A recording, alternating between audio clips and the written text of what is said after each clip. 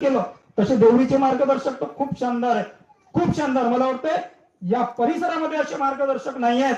कारण एखादा दुःखी कष्टी व्यक्ती जर त्यांच्या निवासी स्थानी जर आलं तर त्याला एक एक दीड दीड दोन दोन तास ते मार्गदर्शन करतात. याची प्रचिती मला मी पक्का झाल्यानंतर सुद्धा आलं.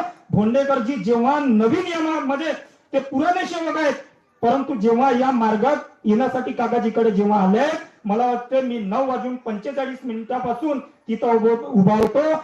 जवळजवळ 11 सव्वा 11 पर्यंत काकाजींनी त्यांची संपूर्ण गाथा ऐकून त्यांना योग्य ते मार्गदर्शन केलं आणि या ठिकाणी बसले.